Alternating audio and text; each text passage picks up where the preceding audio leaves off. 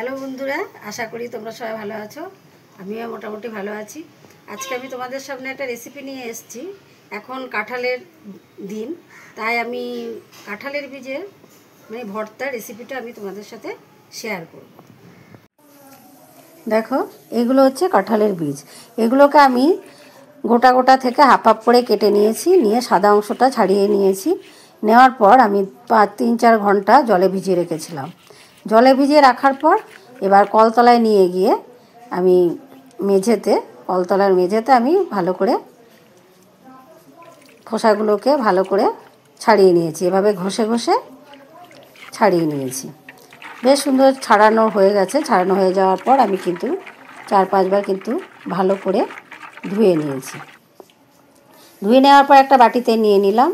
এটাকে আমি প্রথমে প্রেসার কুকারে সেদ্ধ করে নেব। এই জন্য প্রেসার কুকারে জল দিয়ে দিলাম। দেওয়ার পর আমি 3টে সিটি মেরে আমি কিন্তু নামিয়ে নেব।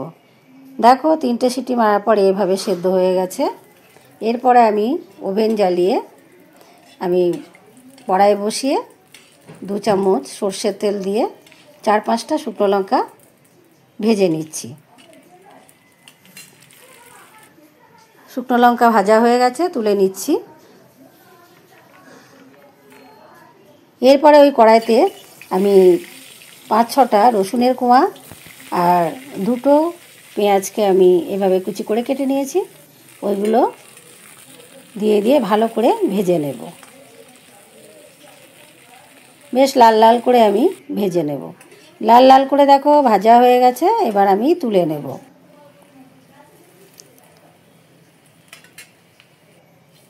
তুলে নেওয়ার পর আর 1 চামচ সর্ষের তেল দিয়ে আমি হাফ চামচ কালো জিরে দিয়ে ওই কাঁঠালের বীজগুলোকে দিয়ে দিলাম। দিয়ে স্বাদ মতো লবণ দিয়ে দিলাম।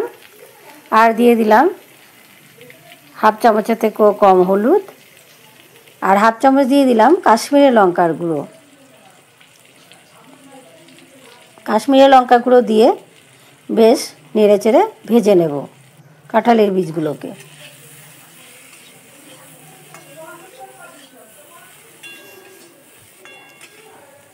দেখো, বেশ শুকনো শুকনো হয়ে ভাজা হয়ে গেছে। এবার আমি তুলে নেব। তুলে নেওয়ার পর আমি এগুলোকে কিন্তু শিলনোড়ায় বেটে নেব।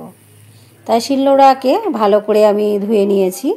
ধুয়ে নিয়ে প্রথমে আমি পেঁয়াজ আর শুকনো লঙ্কাকে বেটে নেব।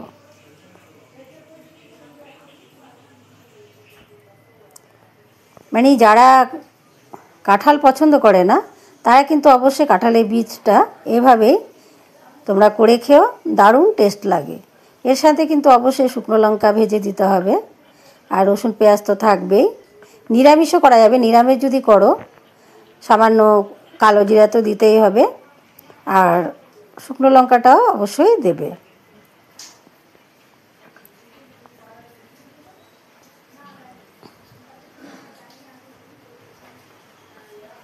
পেঁয়াজগুলোকেও আমি বেটে নিয়েছি।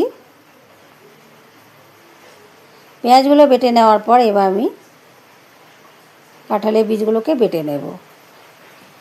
একদম মিহি করে বাটবো না, আমি আধ বাটা করেই বাটবো।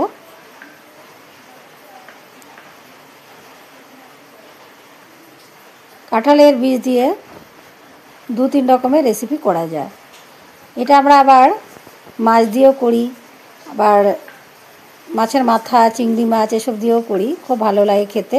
একটু ডালের মতোই করব, দারুণ লাগে খেতে। ওই রেসিপিটা আমি তোমাদের সাথে আবার শেয়ার করবো। কাঁঠালের বীজ থাকতে থাকতে বা বাটা মাছ খুব ভালো লাগে খেতে। তোমরা অবশ্যই এই রেসিপিটা করবে, দেখবে আর কোনো তরকারি তোমাদের লাগবে না। আর আমি তো শিলনোড়ায় বেটেছি। শিলনোড়ায় বাটলে প্রত্যেকটা জিনিসেরই একটা স্বাদ অন্যরকম হয়, খুব টেস্টি স্বাদ হয় আর খুব টেস্টি হয়। আর মিক্সিং জারও তোমরা করতে পারো, ওটা তো স্বাদ পাবে। এর জন্য আমি এবার বাটা হয়ে গেছে, আমি আর একটু লবণ দিয়ে দিলাম। আর 2টো কাঁচা লঙ্কা কুচি করে নিয়েছি, সেগুলোকেও মেখে নিচ্ছি ভালো করে।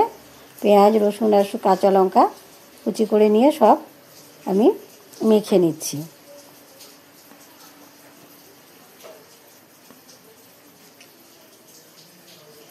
বেশ সুন্দর করে আমি মেখে নেব। দিয়ে আমি দিয়ে দিলাম 1 চামচ চিনি। চিনিটা দিলে এর টেস্ট আরও বেড়ে যাবে। আর 2 চামচ আমি সর্ষের তেল দিলাম। 2 চামচ কাঁচা সর্ষের তেল দিলাম। কাঁচা সর্ষের তেল তোমরা আরও দিতে পারো, কিন্তু আমি 2 চামচই দিলাম। দিয়ে আবার বেশ ভালো করে মেখে নিচ্ছি।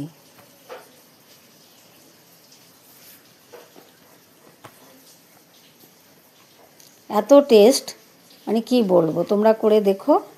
আর তোমাদের সাথে আরেকটা রেসিপি বললাম তো আমি, মাছের আর কাঁঠালের বীজগুলোকে পুড়িয়েও খেলে দারুণ লাগে। তা হয়ে গেল আমার এই রেসিপিটা। আমি যেভাবে রেসিপিটা করেছি তোমরা ঠিক সেভাবে করবে, দারুণ টেস্টি হবে।